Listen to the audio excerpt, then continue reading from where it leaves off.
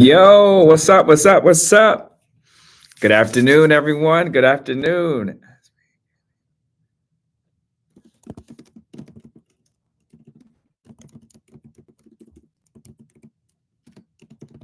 What's up, everybody? Welcome to the MuseRoom. Happy Wednesday. Happy Wednesday. All right, what's up, world? The Q&A is live. I think we're ready in the chat. Is the chat? Are we there? What's up, everybody? Welcome to the MuseRoom. All right. Yo. I'm trying to make sure this chat is active. Let's see. There we go. The chat is live. There we go. Ask me anything as always. Yeah,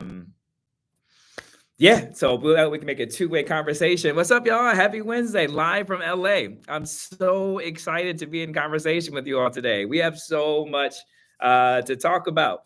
As you know, I like to do a room check. Let's see who's in the room. So if you can, man, put in the chat who's here, where you at, where you from. I want to make sure I have this chat right and chat is going good. Let's see. Yeah, I know it's my second time, so I'm still working out the kinks. The first time worked like a charm. Kendall, if you can do a test and just say something in the chat, I want to make sure that I set the chat up right. Am I tripping, y'all? All right. Oh, there we go. There we go. There we go. I'm getting new to this, y'all. I'm new to it. I'm new to it. It's only my second time. So we're working on the cakes, man. So you guys are seeing where all the magic is made, right? No, this is the sausage making process. So let's go. What's up, Kat? What up, LM? What up, Tevin Green? Oh, Johnson from OKC. Yo, we got Oklahoma's in the house today. You feeling good, Jonathan, about your team? Johnson, you feeling good? I have OKC going all the way, but we're going to talk about that today. I think SGA is just a force. I think he's a little bit of a problem right now. I think he's going to be a problem for the Pacers. What up, Cassie? Cassie from Sacramento. Yo, I'm actually here in California, so we got a little Cali love going on right now. Someone said that my shirt, I look like I am a OG, if you will. I ain't going to say any more than that, but I thought that was funny. Catherine, we're doing it. We're doing it. All right. Thank you, Scorp21. Man, I think I was just in the wrong. I think I was doing the Q&A versus just looking at the chat. Third time will be a charm. Next week, I'll have it unlocked. Don't worry about it. Anthony James, what do you think about the POTUS deploying the military when he was against a few years ago? Oh, I have comments about that too as well. Steph Order, hey, you in here. Anthony, yo, let's go. What up, Anthony Reed? Terrence from Cleveland. Oh, wait a minute. We got Jonathan from OKC, and then we got Terrence from Cleveland. Y'all are starting the battle out early. Pacers versus the Thunder. I don't know, Terrence. I still got my man Johnson on this one. I think the OKC might be a little too much to handle for the Pacers, but we'll dig into that one though. What up, Sam? Oh, Cleveland is in the building. What's up, Sam? Damien. Good morning from Cali. Yes, it is. It's a beautiful day here today too, as well. What's up, Danielle? Lisa wants to know, what do you think about JFK removing the advisory board from the CDC? I have some thoughts on that too as well. So keep the chats coming, keep your questions coming. We're going to be addressing all that. We're going to give people about 1 or 2 more minutes to kind of come into the room, and then we're going to go from there because I have a lot to talk about. You see, my hands are going already. And so I'm excited. When I start doing this, that means that I'm excited to talk to you all. I don't know, man. I don't like this gray background. I prefer my original where I was filming at last time. You can't really tell the sun. I would come over a little bit, but it's so sunny here. Not too bad. It's a bright day in LA. Beautiful day in LA. It's a beautiful day in LA. All right. Eve, what's up, man? You stopped. You just said I'm. What's up with that Eve? What's up with I'm? He did, Anthony. He did mention the checkered shirt today. But in the hallway here, they were just saying too. I was like an OG from California. But all right, let's just get into it, you guys. I am so excited to be in conversation with you all. Welcome to the newsroom, Muse Room.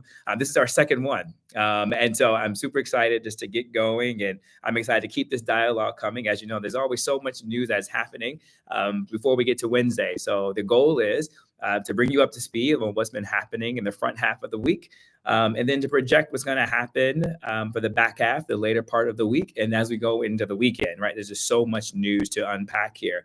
But obviously, the thing that I want to talk about first, particularly being here in Los Angeles, is what are we seeing right now with ICE? What are we seeing right now with the military? And really, where are we? As you know, I consider myself to be a teacher. And what I love about politics and doing political analysis is, particularly during this time period, I know a lot of individuals are exhausted at the pacing of the news. I know a lot of people are wanting to check out. But interesting enough, for me, I am actually leaning in. And not just because it's my job, but it's because I am so engaged and intrigued by our political process. America has always and still is a social experiment. It's always been held together by this gentleman's agreement. Democracy isn't guaranteed in the Constitution, right? Like democracy is just something that has been established, things that have been understood. Our founding fathers put the guardrails in our Constitution that allows democracy to flourish. And this is why I've always been really intrigued by history. And I think under this administration, the Trump administration, those of us who are in politics and do political analysis, and those who are just observers of politics, and those who participate in democracy by voting, but what we are looking at now is we're not just unpacking typically what we do with policy, but now we're looking at three areas. We're looking at history, we're looking at law, and we're looking at policy all together. And I think that's what makes this so exciting. And as we're talking about if the military should or can come into the streets in cities of the United States of America, if that's allowed, and how can that be allowed, or why is that allowed? Like, what does that infer, and what does that mean? What do we have when you have Governor Newsom in conversation and in debate and at odds with a president? And then what happens with the local mayor, with Karen Bass? And so you have three areas of dynamics. You have the mayor, you have the governor, and you have the president. But it's like, how does those all kind of come together?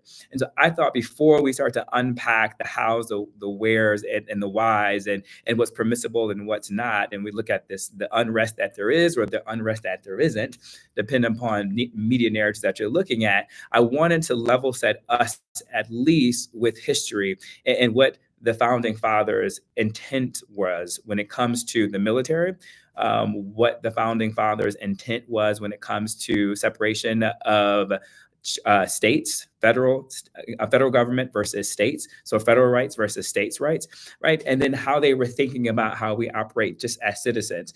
And so if I really want to take a look at how the founding fathers were thinking about military, right? Like that was something that Madison and Jefferson really debated strongly on in the Constitution. Their concern was what they deemed, it's called executive adventurism. They were concerned that if the president had too much power, would they have this sense of adventure, right? Would they have essentially this sense of wanting to tackle nations, right? To constantly add on to the already existing state. And so that was the big concern they had was, and so they wanted to have a tempered military, right? They wanted to have a tempered military that was only needed when necessary, right? And so in order to get around what they called executive adventurism was they put the power in Congress. And in the Constitution, only Congress can declare war. And they did that intentionally so that you wouldn't have executive overreach with the military, because they're coming from Britain, if you remember, and from the United Kingdom. And what they wanted to make sure that America was completely opposite the United Kingdom. But they also too know that power is intoxicating, right? Conquering nations can be intoxicating for a ruler or for a king. And so they wanted to get around that. And so part of getting around that to ensure that that ego would be checked. And so that sobriety would be in place as they're enacting laws and movement was to ensure that the declaration of war will be put under the guise of Congress. Only Congress can authorize war, thus making the president commander in chief. But what they did put in the Constitution that once war is declared, then the president can direct the military operations of that war. And so that gets to the kind of the heart of this idea of having a very tempered military, right? Wanting to make sure that the military is only used when it's appropriate for militaries to be used, and making sure that there was a restraint of executive authority when it comes to that, and to ensure that the president wasn't making unilateral decisions that got us into war. This was a major debate within the founding fathers, right? And we're looking at it now in 2025, but we can see that they already knew what was happening. The preamble of the Constitution, it argues that unchecked executive, I'm reading here on this one, the preamble of the Constitution argues that unchecked executive militarism has two critical costs. And one of that costs is it inflates government power at the expense of individual liberty and constitutional balance, right?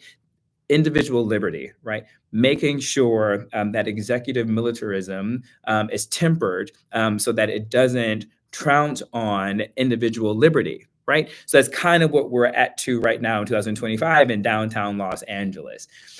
So now that we have an understanding of how the founding fathers were really wanting to have contemporary mindset when it comes to military and to ensure that there wasn't executive militarism and that there wasn't executive aventurism. When I use executive, I'm talking about the executive branch. I'm talking about the president. So now let's look at the next prong of what we see that's happening in downtown Los Angeles right now. And that is this incredible fight between the executive branch, the state house within Governor Newsom, and City Hall within the mayor of Karen Bass. The founding fathers really wanted to put together what is called federalism. You may or may not have heard the term federalism, but federalism is a separation of powers between the state and federal government.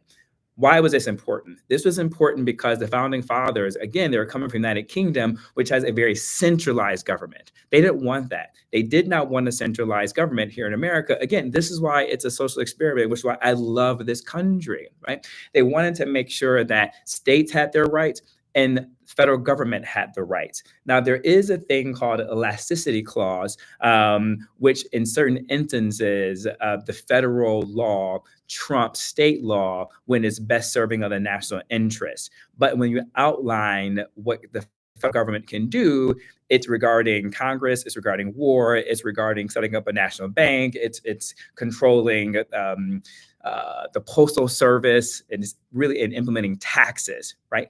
Anything outside of that in the Constitution says that it's under the state purview, and the states can decide what happens with trade. The states can decide how elections are run within their states, right? And what kind of economy and commerce exists within their state. So given the state's authority, right? So that the states can have agency so that there's not this centralized government, right? That was very important for the founding fathers, right? And so it is to have that, because on the federal level, you have checks and balances, right? You have the co-equal branches of government, right? The legislative, the judicial, and the executive. The idea for that is for all those to work in concert together, right? So if the president is getting out of control, Congress can impeach, right? If the president believes that the laws that are being passed, that are enacted, don't best serve the interests of the nation, a president can veto, right? And if what citizens of America are deeming are their constitutional rights are being trampled on based upon what the president is doing and what Congress is doing, the Supreme Court can remedy that through cases, right? So that's the checks and balances of the Supreme Court, at the federal level. And then the checks and balances at the state level, that is why there's a separation of the federal government and then within the state. Now, we're going to get to the Insurrection Act, right? Because what the U.S. Constitution doesn't explicitly prohibit. So now that we talked about military, right, and we talked about the idea, the framing of what our founding fathers were thinking about when it comes to the idea of how to think about our military. Now that we have the idea of what our founding fathers were thinking about when it comes to federalism, right, the separation of state versus the federal government, now it comes down to, well, who is in control of the military? Where is the military? And can military be on our local cities within states, right? Although the US Constitution doesn't explicitly prohibit the use of military against its own citizens, it limits such uses through this act. I'm sure you guys have been hearing this act on the news frequently. It's called the Posse Comitatus Act. And what that act does is it restricts the military from participating in civilian law enforcement, right? So I think National Guards, which is here in Los Angeles currently right now, and also to the Marines, which is here currently right now, it prohibits them from using law enforcement. Only until the exception is the Insurrection Act, right? I'm sure some of you may have heard about the Insurrection Act, right? The Insurrection Act is the exception to the Posse Comitatus Act, right? What that does is allows the president to deploy troops to suppress insurrection or domestic violence and to enforce the laws in certain situations. But what's interesting enough about the Insurrection Act, though, folks, is that the Insurrection Act is required, can be enacted by the state legislator and the governor requesting the federal assistance, right? That's very important. Why do I say that? Because of the fact that Gavin Newsom has been saying that he is not requesting any federal assistance. He is not requesting any National Guard to be utilized. He is not requesting the Marines. He's not requesting any federal assistance. So because he's not requesting anything, the Insurrection Act should not be deployed here. And because he is not requesting any of these acts, the Posse Comitatus Act should not be implied at all, right? Where there should be no military doing things of law enforcement, right? What President Trump would say is that they are not here to use law enforcement, but what they are here for too is to protect the federal agents, which is ICE, and federal property, which is the buildings, in this instance, within Los Angeles, the downtown Metro Detention Center, right? And so this is why I wanted to give you as much historical context so that you can understand why there is such strong debate on both sides on essentially the legality of what the president's action is doing, and what the president is intending to do is counter to what the founding fathers' intent was when it comes to military, having military temperament, ensuring the founding fathers wanted to ensure that there wasn't executive aventurism, and wanted to make sure that there wasn't executive militarism that was happening when it comes to that. So keep that in mind as we're thinking about this. This is why it was important that the founding fathers created this separation of state versus federal government. And this is why you see Gavin Newsom coming out so aggressively against President Trump, because what he is saying is that there is this separation and that the federal government shouldn't be involved within states, the governance of states, until the governor requests the federal assistance, right? Because the states are within their rights. This is why Gavin Newsom is suing the Trump administration for having the military here, right? And so what he wants to be able to do is take back control of the National Guard to fall underneath the California National Guard, because right now it's currently underneath the federal jurisdiction, right?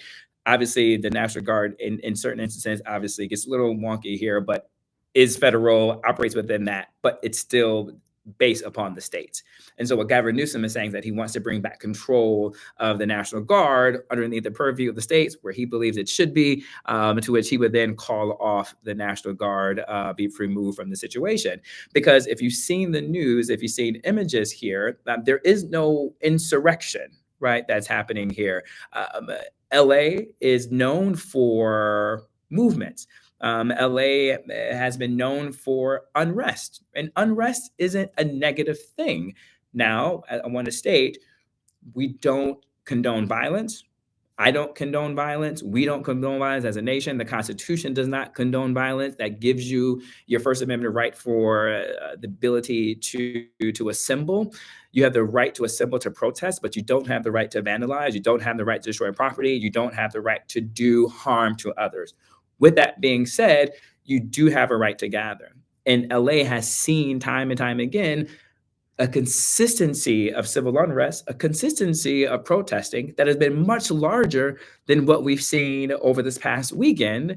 And the LAPD, for good or for bad, have been able to keep that under control, right? And so it isn't to the point of an insurrection. It isn't to the point where there needs to be the National Guards and the Marines sent in. And so this is what Governor Newsom and what Mayor Karen Bass is arguing for. What Trump is doing, though, is that this is a big part of his platform. Immigration has been something that he ran on, and this is something that the majority of Americans voted for, right? So he is acting on behalf of what he promised, but there's a caveat to that. In his campaign promises, he promised to round up criminals, right? What Gavin Newsom is saying, and the reason why you're seeing so much unrest is what he's saying is that, no, you are rounding up, in his speech that he gave yesterday, he said you're rounding up dishwashers. You're rounding up seamstress who work in the garment districts. You are rounding up gardeners, right? And so this is why you're seeing the community of Los Angeles respond. And so that is why you get a slippery slope of a precedent that could follow. If President Trump can do this here in Los Angeles, could he possibly do this in other states, in other cities?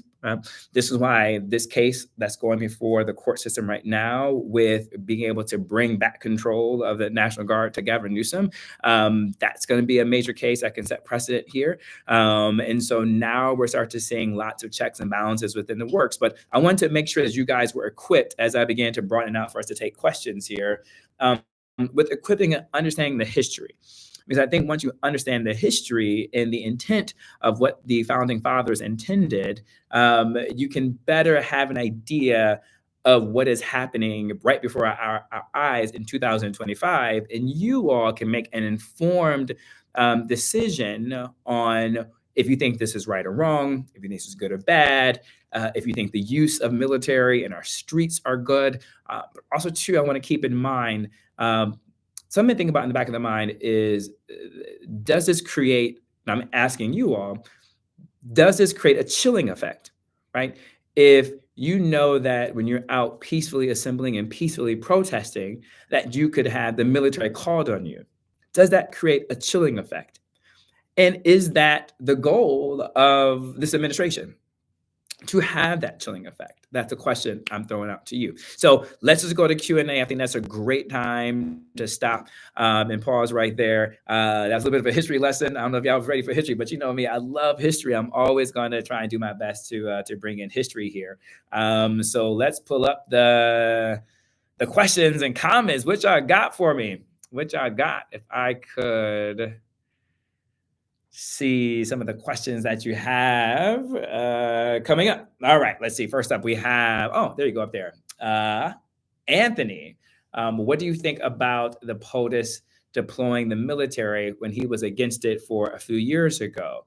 Well, Anthony, I hope I have answered your question now about that. I don't think that, I'm sorry, I haven't answered that question directly. I've given you the history on it. I don't think that President Trump should have brought in the National Guard based upon the fact, and the Marines, based upon the fact that the Insurrection Act, that there is no level of unrest and domestic violence that we're seeing in the streets that, for me, warrant the idea of bringing in the military into our city streets. My concern about that is the chilling effect. My concern, Anthony, is, is it prohibiting more people to come out and protest here in Los Angeles? Is it prohibiting is it chilling others from thinking twice about going into their streets in whatever city they live to protest, knowing that the army and the military may be there? Again, America is all about a social experiment. And as it's a social experiment, it's important that those things remain in place, the right to assemble. I said something earlier. As a Black man in America, I don't want to see the KKK assemble in a downtown location. I don't want to see the KKK walking through streets and neighborhoods in white hoods, right? But they have a right to assemble, right? I don't like it. They have a right to assemble as long as there's no harm there. Now, when there's harm, that's a different dynamic, right? But they have the right to assemble. And so when we start picking and choosing what we're comfortable, what people are protesting over, right? That's not America. That's not our democracy, right? If I could have it my way, I wouldn't want to see the KKK, but that's not America. America is beautifully complex. America is beautifully complicated. And America is beautifully imperfect. But that is why we have that right to make this imperfect union perfect by voting, right? We have the ability to make this imperfect union perfect by paying attention to the policies that we see here right now. So, Anthony, I hope I answered your question that way. Let me know, leave me a comment, let me know your thoughts on what that one is. All right, the next one, Lisa, what do you think about JFK removing the advisory board from the CDC? Okay, we're going to switch topics here. But anyone else have any other questions about ICE and immigration and anything I just covered? Please just drop the question right now in the chat and we'll make sure that we answer it. I'm concerned about this antagonistic approach to science. I am concerned about this antagonistic approach to research. I am concerned about this antagonistic approach to medicine. And the idea of JFK removing the advisory board from the CDC really begins to, I can tie it into actually what I just talked about, centralizing decisions from the Health and Human Services Department to more of a concentrated area of just himself and maybe a few others. Which is, again, what the founding fathers did not want, and did not want us to have a centralized government, right? Which is why we don't have a parliament, where in the UK, they do have a parliament. So the parliament is a centralized government. And so this is what the founding fathers did not want, was a centralizing government, which is, for me, when I think about removing the advisory board that helped make the decisions on the Center for Disease and Control, looking at the vaccines, looking at the other things, it creates a more centralized concentration of decision-making to one or two people. And so for me, that is the danger of that. And that is the danger of not having more people at the table who come from different backgrounds of science, right? And different areas of study of research to help make the best informed decisions with that. But that is a really, really, really great question. Time is running out. I don't want to keep y'all more than 30 minutes, but I want to go to some hot takes, but keep the questions coming. If you have more questions, let me know. Also, if you have comments, let me know your comments too as well, in terms of what you're thinking about. I wouldn't mind reading those comments too out loud. The BET Awards took place. I was really out here for the BET Awards. Shout out to BET. Shout out y'all for having me. I had an incredible time this weekend. I had a chance to be in conversation with Kev on stage. We did a fireside chat on Sunday, which was completely awesome. Make sure you check out Kev on stage. I'm definitely going to have him on the Mike Muse show soon, so pay attention to that conversation. I think this is one of the best BET Awards of all time. I said it's a hot take. My team disagreed with me. But let me know your takes. Did you watch the BET Awards? Comment. Let me know if you thought this is one of the better ones. I enjoyed it. It was long as hell. But I enjoyed it, actually, every minute. It was long, but I enjoyed every minute of it. I enjoyed the 106 in Park programming. It reminded me of how much Black music has been such a central part. Black artists have been such a central part to pop culture, and how we have advanced pop culture in such a great way. I thought that was beautiful. I love the reunion of the hosts coming back. I know my colleague Roxy Diaz could not be there, but it was still great to see all the other ones. And shout out to all of them for the legacy they created with 106 in Park. I thought that was dope. And I am pleased with what I saw with BET over the weekend. So let me know your thoughts if you guys were able to check that out. And I know finally we've been chatting already within the comments about the Indiana Pacers versus OKC. I got some Cleveland people in the house. I got some folks from Oklahoma in the house. Man, OKC is going to take that. I think OKC in 6. I thought they would have swept him, but good for Halliburton for being Halliburton and doing what Halliburton does and making those incredible money shots towards the end. He is a treat to watch. I'm not excited necessarily about this series. I guess I'm not the only one too as well, because the ratings are not that great, but that's okay. These teams are playing some incredible technical basketball. They're really good. The games are exciting. I cannot wait to watch it tonight, but I don't know, Indiana. I don't think you guys got it, man. But it's going to be good to watch. So there it is. I'm calling OKC. Who y'all calling? Who you got? Who you got, folks? Let me know who you got. With that being said, we got something coming in. I also do want to mention the movements, but what I'm going to do is I'm going to post. I have some tips for everyone as the comments keep coming in. I have some tips on what to do if immigration shows up to your home. ICE. If ICE shows up to your home, shows up to your neighborhoods. If you have a loved one or a friend, a colleague, a neighbor that is uncertain about where they are with their immigration status. After conclusion of this, we're going to put the links and the tips in the YouTube bio, in the YouTube descriptions, and we'll be able to go from there. All right. But with that being said, I have enjoyed you guys so much today. This has been so fun. I hope you guys were able to learn and enjoy some history. Always hit me up at I am Mike Muse, MU, S as in Sam E on Twitter, Instagram, and Threads. And always keep leaving the comments too, coming and strolling. I'll be checking the comments and I'll be responding to those afterwards too as well. So I don't know, folks. I guess until next time, peace. This was so fun. I'll see y'all next week, 1 p.m. right here at the MuseRoom next Wednesday. All right, folks. Peace. All right. Ending the stream.